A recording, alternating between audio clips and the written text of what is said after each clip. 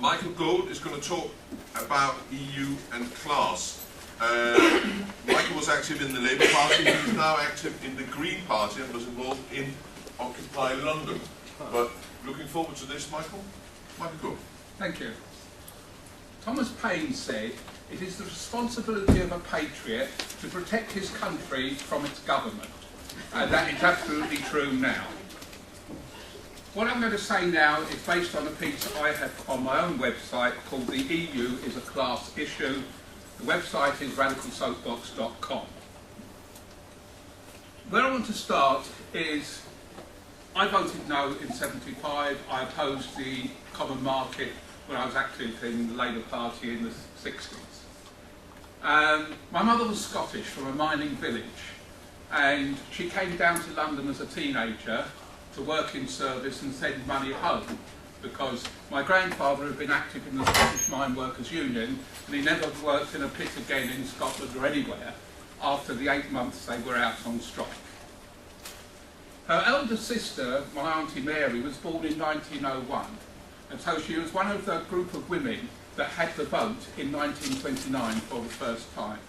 And Mary believed that people had died to get the vote and therefore it was essential to vote. By the 1970s, my Uncle Charlie had died and Mary decided, she was the only one left in Scotland, that she'd come down to London the first week in June each year to see all the family.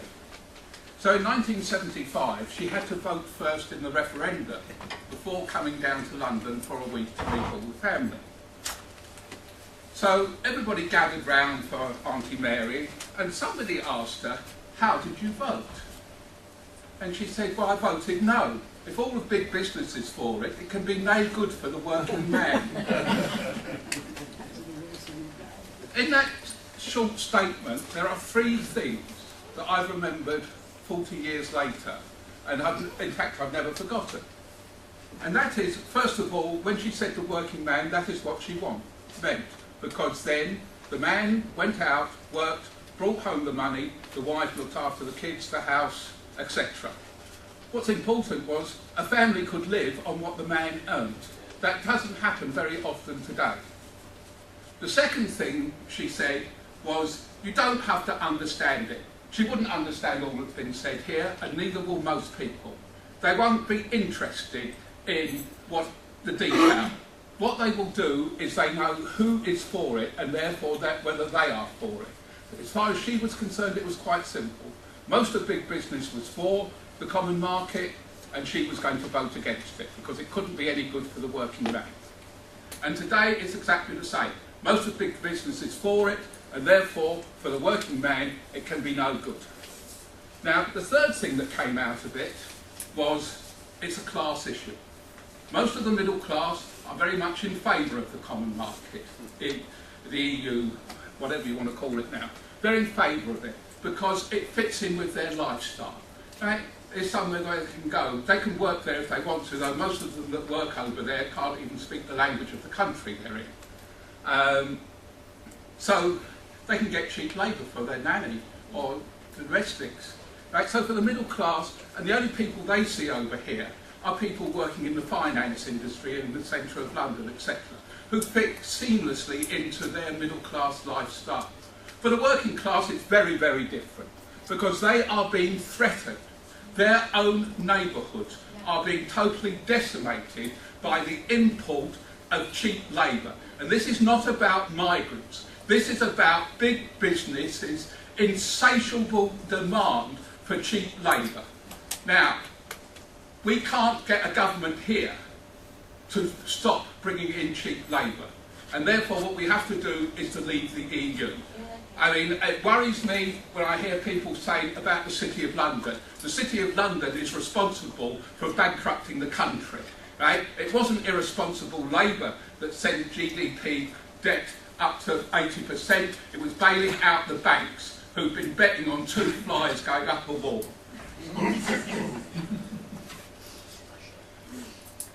The EU, the common market, has always been based on cheap labour.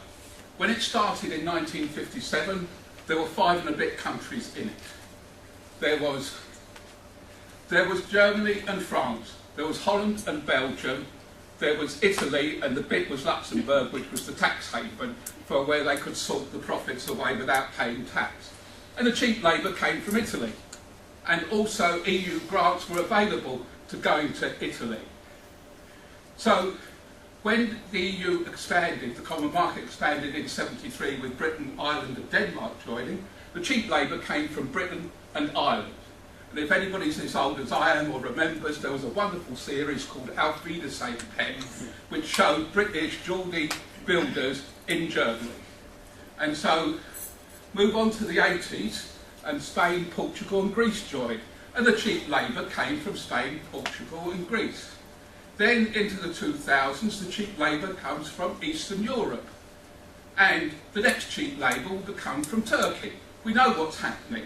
So what is happening to ordinary British workers is they are being forced to either accept appalling conditions of employment and appalling money, or they don't have enough to eat. That's why we've got food banks now all over the country, because ordinary working people cannot get jobs and they cannot live. Now, if we look at the cause of this, it is so-called the founding principles of the common market. The free movement of capital, goods and services and labour. What does that actually mean?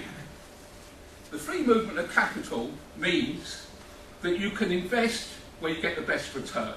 Where you get the best return is where labour is cheap, environmental standards are low and safety standards are low.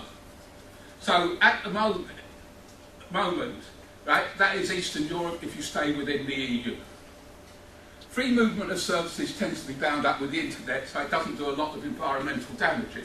But when you want to move goods, for instance, Volkswagen, now known to have fiddled their emissions, they own Skoda in the Czech Republic. They make expensive cars there. But people in the Czech Republic and Eastern Europe can't buy many of their cars, so they're all shipped back on transporters, polluting the environment as they come back. So, but there are some goods and services that cannot be manufactured abroad. Farming, farming products, canning, etc. Construction can't be done abroad. The care industries, the health industries, by and large, can't be done abroad. So the hospitality industry. So then you start importing the cheap labour. So let's have a look at this sort of three-card trick that capitalism plays on migrant workers. They're paid the minimum wage, but like the three-card trick, they don't receive the minimum wage. And that's why they're always cheaper than the British workers. So what happens, there's a farm in Kent called Nickel Farm, exposed by Channel 4 News in October, for how they were treating their Romanian and Bulgarian workers. Right? So they're not employed by the farm, they're employed by a gangmaster, which is normally from the same country as where they got the worker. The gangmaster gets paid, so the company may well pay the gangmaster the minimum wage, but then they deduct for the cost of their accommodation. They deduct for the cost of getting them from where they sleep and their pretty appalling accommodation to where they're actually working. So that by the time this has come out, there are examples of people are being paid something like half the minimum wage actually in their poor. Right? Now the government could turn around and say the minimum wage has to be paid to the worker, not to some contractor. But they don't, because the government, especially this government, is funded by the same people that want the cheap labour. So I come from East London, and a few years ago we had the Olympic Stadium built. Now many of you might remember that there was a clause written into that about employing local labour to build it. Well, that was a joke. The gangmasters moved in, they rented accommodation or bought accommodation, 4, 6 beds to a room, hot bedding, does everybody know what that is? And that's what the workers were doing, right? And if any British or Irish worker had turned up at the Olympic site to ask for a job, they would have been thought to be a union spy or something, because no British or Irish worker would have worked for what was being paid. And the other thing is that, of course, the contractor doesn't employ anybody. It's all subcontracted. So that if there's an industrial injury, things like this, they're not covered. They don't get sickness pay, they don't get holiday pay. And this is what this government expects we're going to do, right, to compete with the cheap labour. So it's getting worse, and I've got to thank John Boyd, who I met at Epsom in December, and we met since, for explaining to me how the EU is making this worse. How we're only at the beginning, because now skilled labour is being treated. Now, John can tell you the exact meaning of a Mode 4 agreement, but one is being now negotiated between the EU and India, and the main lobbyists for it are Tata, who were responsible for a lot of the steel redundancies, and also own Jaguar and Range Rover. And what they want to do, blatantly, is to bring in cheap labour and displace the more expensive labour. And as John has also said about the European Court of Justice, it has basically decreed that you can bring in cheap labour and you don't have to abide by agreed union rates. So Viking Ferries was one example, the Vale Builders was another one, you know, where the European Court of Justice ruled that if it was £10 an hour, but you now wanted to pay EU labour £6 an hour, £7 an hour, that's perfectly legal. So what we're having is a total attack on the working class. Now, I've got to say, I don't understand why Tories, etc., don't want to be in the EU. It seems the best bosses protection society that I've ever come across. So, how am I doing for time? I've still got a few more minutes. So the message I have, right, is it's not about migrants, this is about the bosses, the big companies' insatiable greed for cheap labour, large profits which they squirrel away in tax havens. Because this government and previous governments have no interest whatsoever in collecting tax from the big companies. We need, Shelley famously said in Mask of Anarchy about the massacre of Peterloo, ye are many, they are few. We are many. The working class still make up the majority of the population in this country, even if some of the working class believe they've become middle class. Now, we talked earlier about a third for, a third against, and a third in the middle. That third in the middle, especially the working class, need to be convinced that this is not racist, that this is not about migrants, this is about the bosses. And that is the message we have to get out.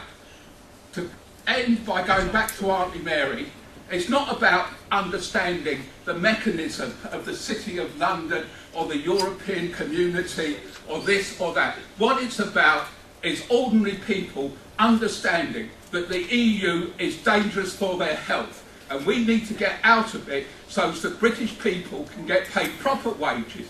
Because if we get out, we reduce the number of workers and automatically the wages will go up.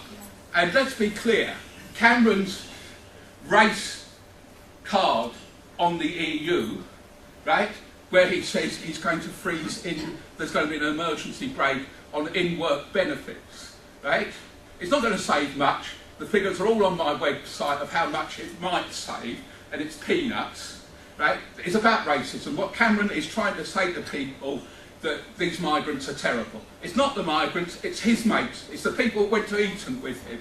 And as a last thing, nothing does change. When Shelley wrote The Mask of Anarchy, he mentioned three people, Castlereagh, Sheldon and Eldon. Lord Eldon is the fourth great-grandfather of Jeremy Hunt. So it's the same bastards that are inflicting on us now what we had nearly 200 years ago.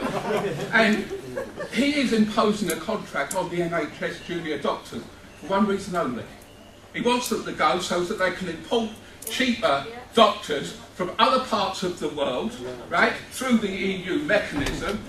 But what he will not realise is that those doctors have been trained by third world countries, and they're now going to lose them, and it is a catastrophe. So I would say to everybody here, go out and make certain you are saying that this is about working class people being stuffed by this government. And what we want is out of the EU and out of not just its bureaucracy, but its appalling neoliberal economics. And finally, one thing is, if we get out of the EU, then to save the NHS, and I know there's going to be somebody speaking on TTIP shortly, we don't have to deal with one load of bastards in Westminster. We don't have to deal with 28 loads of bastards in Brussels. Thank you very much.